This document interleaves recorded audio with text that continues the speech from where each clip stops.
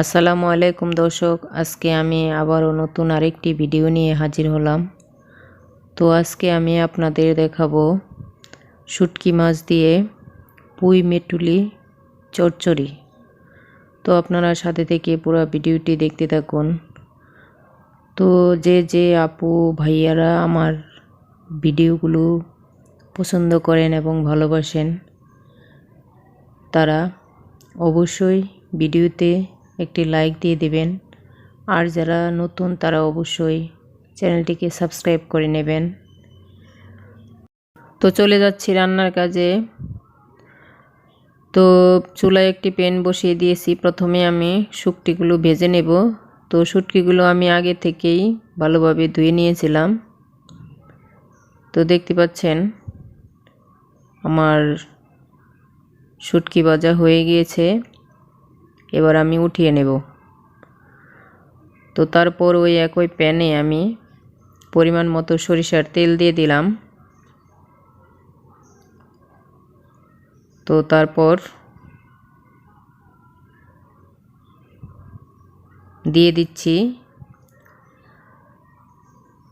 কাঁচামরিচ কুচি, পেঁয়াজ কুচি,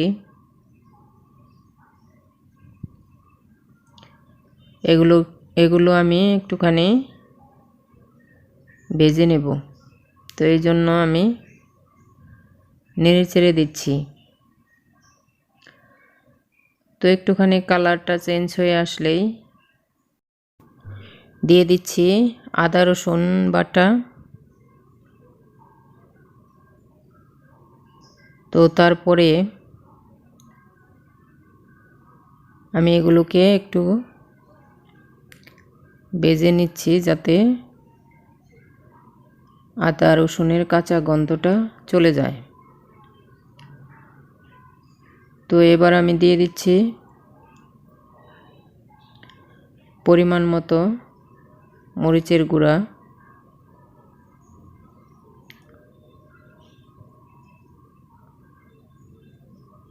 তারপর আমি দিয়ে দিচ্ছি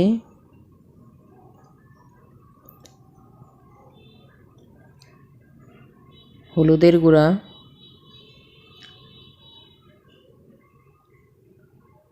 তারপর দিয়ে দিচ্ছি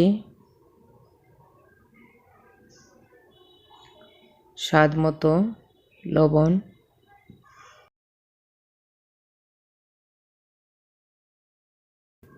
তারপর দিয়ে দিচ্ছি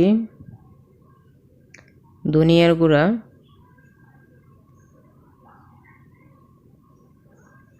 তো গুঁড়া মশলাগুলো যাতে পুড়ে না যায় এজন্য আমি একটুখানি পানি দিয়ে দিলাম।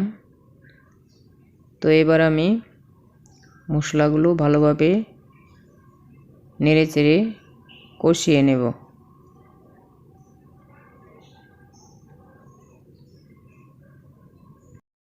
তো দেখতে পাচ্ছেন আমার মশলাগুলো কষানো হয়ে গেছে, মশলা থেকে তেল ছেড়ে দিয়েছে। তো এবার বুঝতে হবে মশলাগুলো কষানো হয়ে গেছে। এবার আমি দিয়ে দিচ্ছি ধুয়ে রাখা পুঁই মিটুলিগুলো। তো পুঁই মেটুলির ভিতরে আমি কয়েকটা আলু কেটে দিয়েছি কয়েকটা সিম। তো এগুলো আমি আগে থেকেই ধুয়ে রেখেছিলাম। তো এগুলো এখন দিয়ে দিচ্ছি।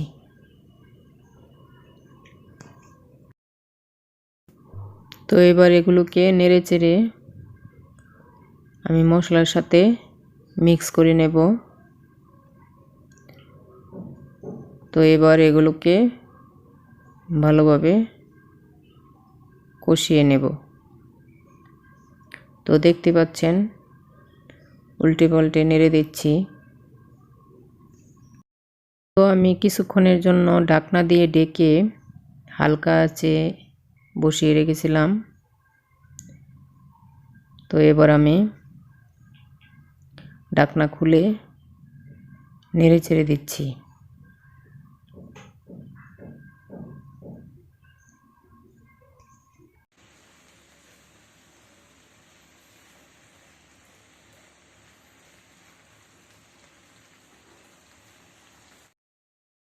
তো দেখতে পাচ্ছেন কষানো হয়ে গিয়েছে। এবার আমি পরিমাণ মতো পানি দিয়ে দিচ্ছি।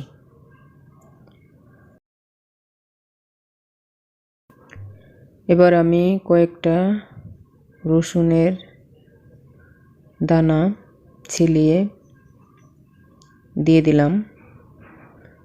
তো তারপর ঢাকনা দিয়ে ঢেকে অল্প আঁচে রান্না করে নেব। তো দেখতে পাচ্ছেন ঝোলটা ফুটে উঠেছে। এবার আমি ভেজে রাখা শুটকিগুলো দিয়ে দিলাম।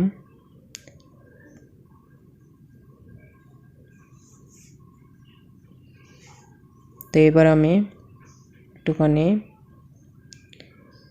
নেড়ে দিচ্ছি। তো তারপর ঢাকনা দিয়ে আরও কিছুক্ষণ অল্প আঁচে রান্না করে নেব। তো দেখতে পাচ্ছেন আমার রান্না প্রায় শেষ পর্যায়ে। তো এবার আমি ধনিয়া পাতা কুচি দিয়ে দিলাম। ভিডিওটি ভালো লাগলে অবশ্যই লাইক, কমেন্ট, শেয়ার এবং সাবস্ক্রাইব করে পাশে রাখবেন। তো এতক্ষণ যারা সাথে ছিলেন তাদেরকে অসংখ্য অসংখ্য ধন্যবাদ। তো দেখতে পাচ্ছেন কত সুন্দর কালার হয়েছে। তো রান্নাটি কেমন হলো অবশ্যই কমেন্টের মাধ্যমে জানাবেন। সবাই ভালো থাকবেন, সুস্থ থাকবেন। আল্লাহ হাফেজ।